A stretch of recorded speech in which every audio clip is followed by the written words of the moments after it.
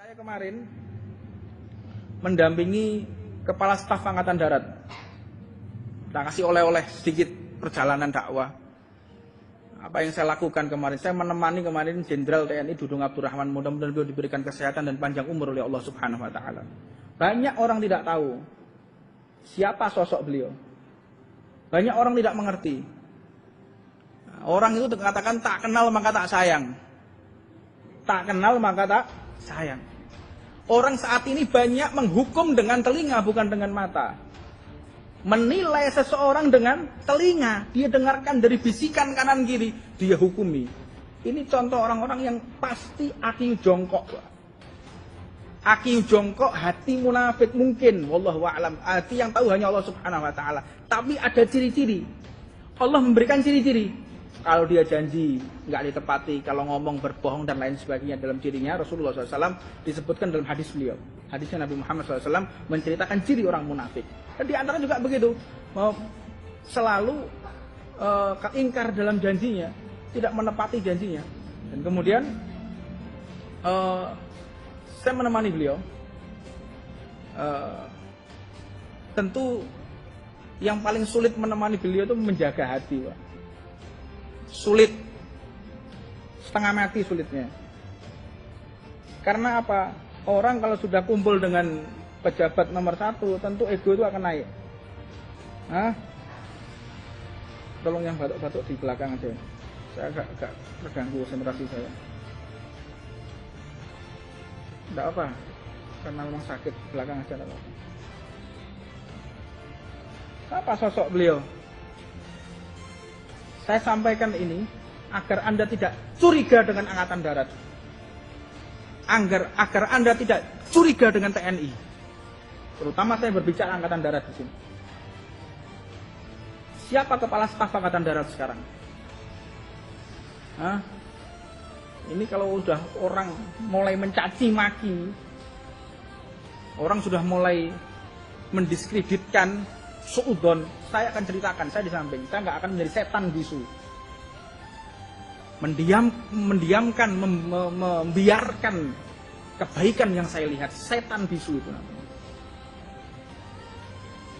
Saya kenal beliau sekitar tahun 2018, pertama kali ketemu. Saat beliau bintang 1 non-job, tidak ada jabatan. Pada saat itu saya buka bersama, bertemu dengan beliau di Mabes TNI. Setelah itu kemudian ketemu lagi di Kodam Jaya, beliau sebagai Pangdam. Sering komunikasi kami, bagaimana komunikasi. Saya diberikan kesempatan untuk ngajar di pembinaan mental di Kodam Jaya. Saya khutbah Jumat, di situ ada pertanyaan fikih yang harus saya jawab dari para tentara. Bib, kami ini tentara. Bagaimana kalau saat kami ini tugas pakaian kotor, saya harus di hutan. Saya ngejar OPM, saya ngejar GAM, mau nggak mau, saya kencing di situ. Kadang saya nggak istinja, nggak ada air, jadi pakai daun. Sisa kotoran masih nempel di celana dalam saya. Selama berapa hari? 4 bulan sampai 5 bulan kadang-kadang. Perjuangan TNI untuk menjaga NKRI. Anda kadang nggak paham.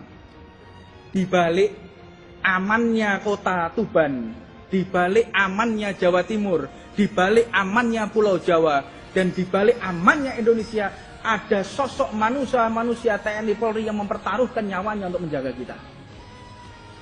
Mereka punya anak loh, Pak. Mereka punya anak, punya istri.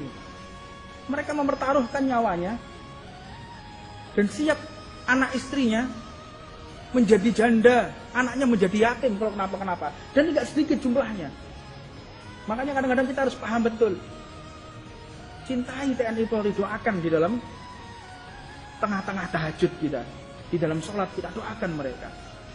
Nah kemudian saya akan menceritakan agar tidak gagal paham. Di antaranya, beliau ini sering memberikan kesempatan kepada saya untuk ceramah khutbah di satuan manapun. Itu kayaknya kurang bertakwa kepada Allah. Ke sana ya, ke sini ya. Nggak ada masalah politis, Pak.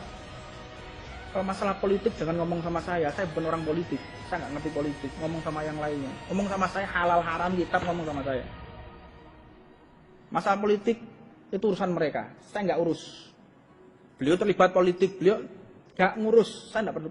Keperluan saya hanya menyampaikan syariat Allah sampai kepada mereka dan kepada para pasukan untuk mengenal Allah Subhanahu wa taala, untuk mengerti siapa Nabi Muhammad sallallahu alaihi wasallam. Enggak ada urusannya. Nah, saya akan bongkar. Saya tidak akan menjadi setan bisu. Dan sebetulnya ini untuk konsumsi publik, konsumsi pribadi, bukan untuk konsumsi publik. Man saya bongkar karena saya khawatir banyaknya cercaan. Saya mau tanya, apa ada di antara kita yang sudah mengislamkan 100 orang di sini? Saya mau tanya. Termasuk saya pun belum. Saya berangkat dari Jakarta menuju ke Jayapura. Setelah dari Jayapura saya ke Manokwari. Dari Manokwari saya Kodam Hasanuddin, kemudian ke Kodam Merdeka. Saya masuk ke Palu, Bandara Sis Al Jufri, kemudian masuk lagi di medan operasi Poso. Saya naik helikopter lagi menuju ke Poso. Banyak hal. Singkat cerita, itu perjalanan saya kemarin. Makanya di dalam majelis saya sampai terlambat karena begitu padatnya jadwal. Saya ingin cerita. Beliau di sela-sela kunjungannya ada orang-orang Timor yang sudah memerdekakan diri, Papua Nugini, merdeka sudah. Beliau pernah tugas di Timur. Datang perwakilan 5 orang. Mohon izin Bapak Kasat, saya anak-anaknya Bapak Kasat. Kaget saya, ini orang Timur. Orang mana sampean? Ini saksi hidup, mata kepala saya yang melihat. Bagaimana kondisi Anda? Alhamdulillah Bapak, ini saya lihat ini orang-orang non-muslim semua. Orang non-muslim ini belum merapat. Lihat tanya, Anda siapa Pak? Saya anak-anaknya Pak Dudung. Loh kok bisa? Iya, kami ini satu kampung 150 orang diislamkan sama beliau. Anda pernah mengislamkan orang? Apa yang Anda perbuat untuk Islam? Perbuatan apa yang Anda lakukan untuk Islam? Saya mau tanya. Kadang mencaci maki orang. Hah? Setiap kota yang saya singgahi, beliau punya lebih dari 100 sampai 200 anak yatim. Lebih dari 1000 orang anak yatim yang beliau asuh. Sejak beliau Letnan 1. Sejak beliau Letnan 1, Letnan 2, Letnan 1 sampai sekarang jabatan bintang 4 beliau raih. Ribuan anak yatim dinafkahi langsung dari hasilnya beliau. Apa ada di antara kita? Kadang mencaci maki. Orang biasakan hidup ini jadi hamba. Jangan jadi Tuhan. Anda jadilah hamba, jangan jadi Tuhan. Urusan Tuhan itu mencari kesalahan orang, mengkoreksi kesalahan orang. Itu Tuhan, Allah Subhanahu wa taala yang mengadili, yang memvonis. Itu Allah, bukan malaikat juga.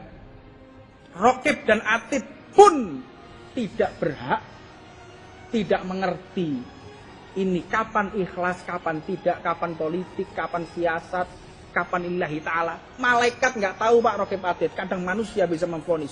Ini ikhlas, ini tidak. Dari mana kita tahu? Belajarlah dari kehidupan para leluhur kita, para kiai, para habaib, para ulama.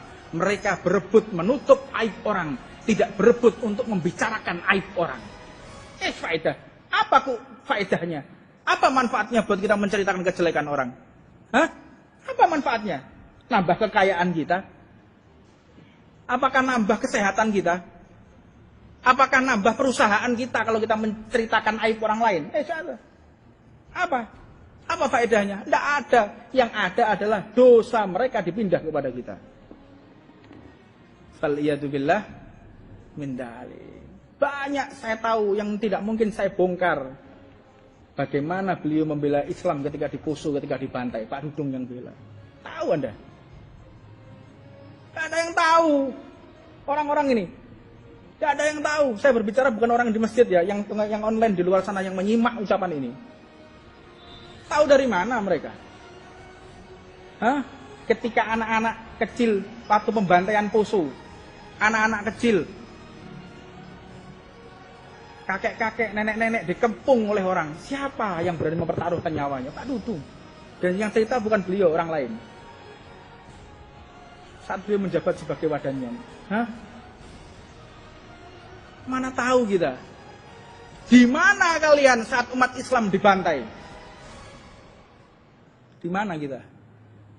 Lagi ngerokok, lagi ngopi. Umat Islam satu negara dengan kita dibantai kemana? Kemana? Lagi kerja. Di saat anak-anak kecil dibantai di sana. Di mana? Yang hadir Pak Dudung di situ. Kemana kalian? Na'udzubillah min dzalik. Makanya orang itu belajarlah melihat kebaikan orang lain, ceritakan kebaikan orang lain. Jangan menceritakan keburukan orang lain. Wallahu a'lam. Karena banyaknya ribuan WA yang masuk ke saya akan ceritakan. Karena saya mendampingi Kepala Staf Angkatan Darat Pak Dudung dan belum pernah Pak sejarahnya di dunia ini ya. Sejarah Indonesia belum pernah ada. Kasat kunjungan ngajak habaib belum pernah ada. Saya merasa terhormat dan saya merasa beliau cinta kepada para habaib.